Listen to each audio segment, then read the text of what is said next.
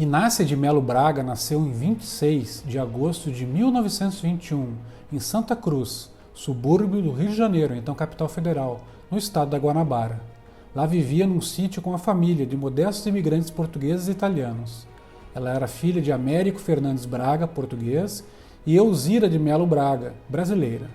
Ela tinha 3 irmãos. Sua avó, nascida na Itália, foi criada no Brasil. Tinha muitos filhos e todos moravam muito próximos uns dos outros. Sua família, apesar de ter vindo para o Brasil muito jovens, tinham as marcas de lembrança, se não próprias ou de parentes ou amigos, da Primeira Guerra Mundial de 14 a 18, que assolou o mundo. Não se falava então Primeira Guerra, pois já havia sido a única. Baixava-se a voz para sussurrar, como não se quisesse acordar algum monstro, e falava-se a Grande Guerra. Cursou o ensino primário e secundário na escola pública do bairro. Frequentou nesse período também a Escola Nacional de Música, hoje pertencente à Universidade Federal.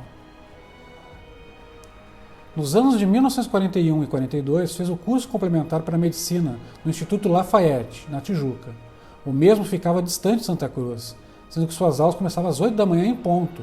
Para chegar lá, Inácia acordava às 4h40 e pegava o trem às 5h20, que deixava ela na Central do Brasil às 7h30. E depois ainda tinha que pegar um bonde, mas apesar de tudo isso, chegava pontualmente na sua aula. Nesse instituto, ela encontrou jovens com mais cultura dos que convivia na sua localidade. Pessoas que falavam nas autoridades e sabiam o que estava ocorrendo no mundo, principalmente a guerra e seus avanços dos nazistas e fascistas, bem como a repercussão do ataque japonês a Pearl Harbor, colocando a América na guerra. No início de 1942, após os ataques infames a navios brasileiros, o Brasil declarou guerra ao eixo. Inácia e seus colegas participaram de vários protestos, no meio das multidões. Decidida em querer apoiar na guerra, decidiu abandonar os planos de cursar medicina, pelo menos temporariamente. No dia 26 de agosto de 1942, quando completou 21 anos de idade, Inácia pegou 50 mil réis, seu presente de aniversário, em vez de comprar alguma roupa ou passear, se matriculou no curso de enfermagem de emergência na Cruz Vermelha Brasileira. Isso deixou seus pais inconformados, mas ela justificou que isso ajudaria com certeza depois no seu curso de medicina. Concluiu o curso em fevereiro de 1943 e a sua formatura foi no tradicional Teatro Municipal do Rio de Janeiro, com a plateia lotada, apesar de ser véspera do Carnaval. Na sequência, foi voluntária na função de visitadora da Legião Brasileira de Assistência, recém-criada pela dona Alzira Vargas, para atender as famílias dos convocados e promover outras atividades no esforço de guerra. Em setembro de 1943, Inácia viu um anúncio de 6 linhas numa coluna de jornal que divulgava que a Diretoria de Saúde do Exército abria voluntariado para enfermeiras. Afinal, fazia parte do acordo com os americanos que a nossa força expedicionária contasse com um corpo médico para atender seus feridos e que dele fizessem parte enfermeiras. Os requisitos eram ser brasileira nata, solteira ou viúva sem filhos, ter entre 20 e 40 anos de idade, possuir diploma de enfermeira expedido por escola reconhecida, ter comprovada idoneidade moral e ter aptidão física atestada em inspeção de saúde. O quadro de enfermeiras da Reserva do Exército foi criado em dezembro de 1943.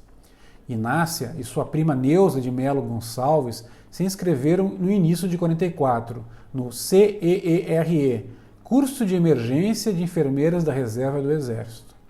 A cerimônia de abertura teve a presença do ministro da Guerra e várias outras altas autoridades civis e militares. O curso teve início no mesmo dia e terminou nos fins de março de 44, sendo que Inácia registrou nas suas memórias que foram os dias mais difíceis da sua vida. Conseguiu ambas as primas ficarem entre as 10 primeiras colocações das 50 aprovadas, sendo Inácia em 9º lugar. Concluída a instrução militar, fez estágio no HCE, Hospital Central do Exército. No dia 24 de maio, dia da infantaria, foi escolhido para a apresentação aos brasileiros da Força Expedicionária Brasileira. Para isso, houve uma grande parada na Avenida Rio Branco, com toda a tropa. Inácia, nessa capa de jornal, apareceu comandando o grupamento das enfermeiras. Em 7 de julho de 1944, partiu ela com outras 4 enfermeiras para o Teatro de Operações de Guerra. iniciando sua viagem às 5 horas da manhã, num caminhão do Exército, formando o destacamento percursor do Corpo Feminino de Enfermagem. Mas nenhuma delas sabia para onde. Pegaram um avião, fazendo várias escalas em direção ao Nordeste brasileiro.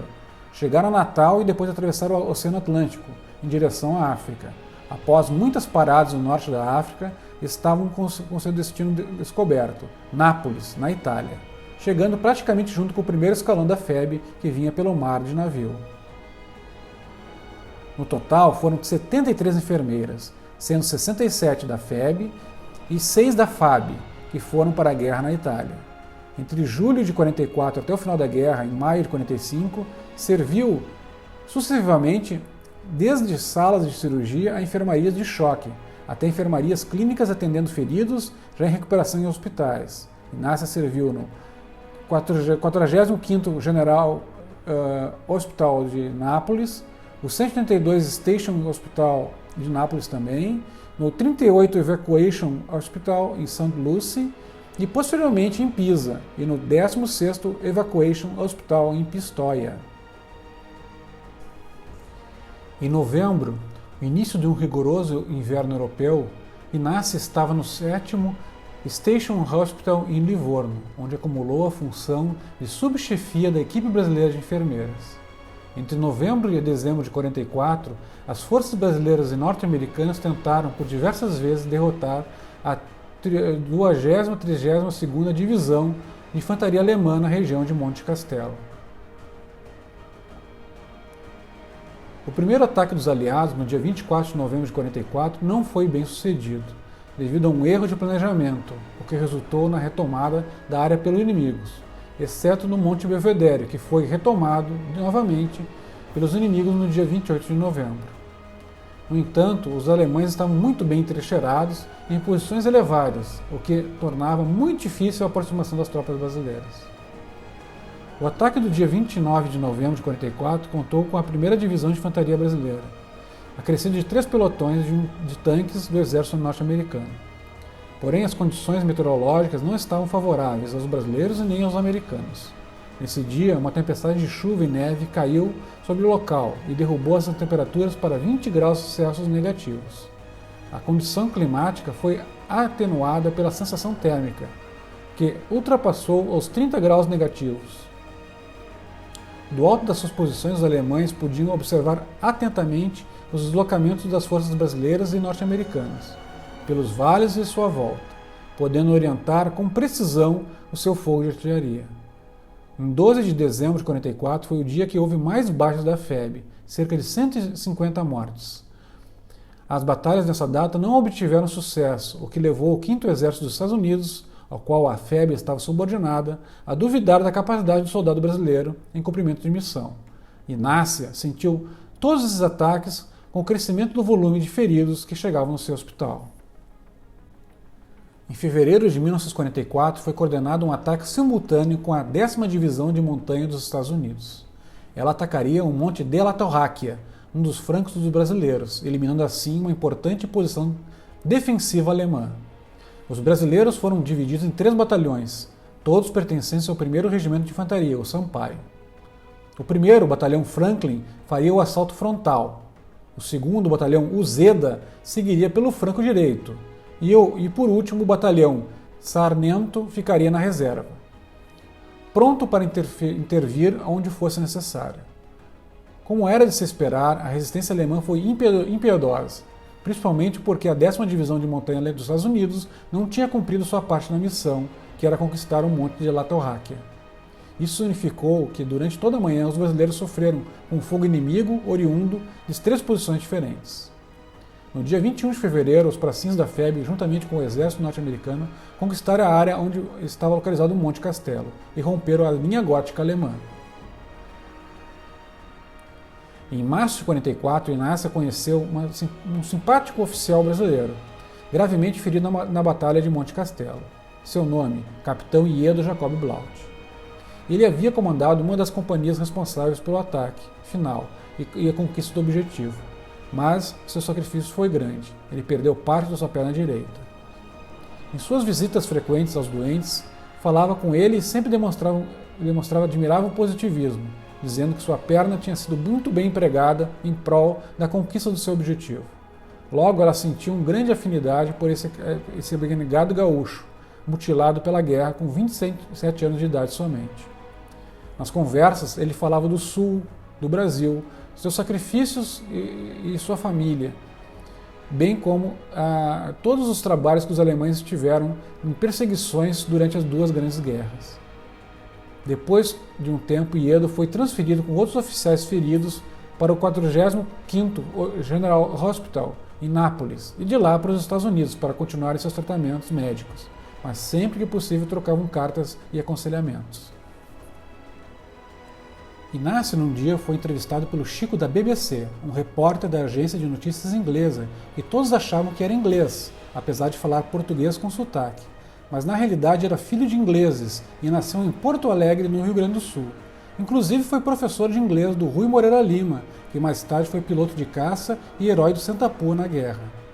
Em 1939, o Chico trabalhava no Brasil e foi voluntário para o exército britânico, mas não tinha idade mais para ir para o fronte. Mais tarde foi repórter junto à FEB na Itália. Nessa entrevista, que está disponível no site da BBC, foi relançada nas comemorações dos 70 anos do final da Segunda Guerra Mundial, pela BBC no Brasil. Na gravação, Inácia é apresentada e fala com os feridos da FEB, no hospital. Em maio de 1945, acabou a guerra na Europa com a rendição nazista-fascista. Inácia e sua prima Neuza retornaram para o Brasil em 31 de maio. Foram da África de avião, chegando ao Brasil em junho. Ela saiu do exército sendo agraciada com as medalhas de campanha da FEB, medalha de guerra do Exército Brasileiro, bem como da Cruz Vermelha Brasileira.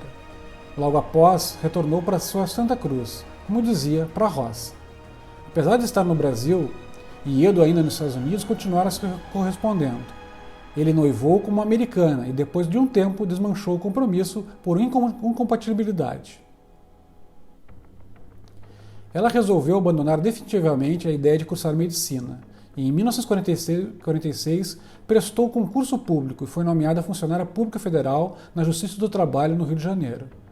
Depois de 18 meses, Iedo retornou para o Brasil e combinaram de conhecer suas respectivas famílias e se conhecerem um pouco mais. No dia 10 de março de 1951 se casaram, e ele então major reformado, e ela se tornou-se com um novo nome, Inácia Braga Blaut. Inácia, transferida para Porto Alegre, manteve seu cargo na Justiça do Trabalho, até sua aposentadoria, por tempo de serviço. Do casamento, o casal teve 3 filhos, Beatriz, Cristina e Iedo. Ao longo dos anos participou ativamente, junto ao seu marido, que por muitos anos foi presidente da seccional de Porto Alegre, das atividades da ANVIFEB, Associação Nacional dos Veteranos da FEB. No dia 11 de abril de 92, enviou do seu marido, o já então general de brigada Iedo Jacob Blaut. Em 10 de novembro de 1996, Inácia faleceu após um ano resistindo a um câncer. Descansa no cemitério da Irmandade São Miguel de Almas, em Porto Alegre, no Rio Grande do Sul.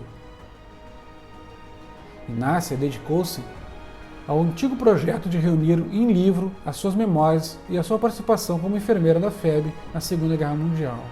Não pôde fazer cumprir a sua missão, mas o livro foi organizado pela sua filha Beatriz e foi publicado postumamente apenas em 2022, sob o título Uma Guerra Atravessada na Minha Vida. A família Blaut é apoiadora ativa do projeto Museu da Vitória Brigadeiro Nero Moura e da Associação dos Veteranos da FEB no Rio Grande do Sul.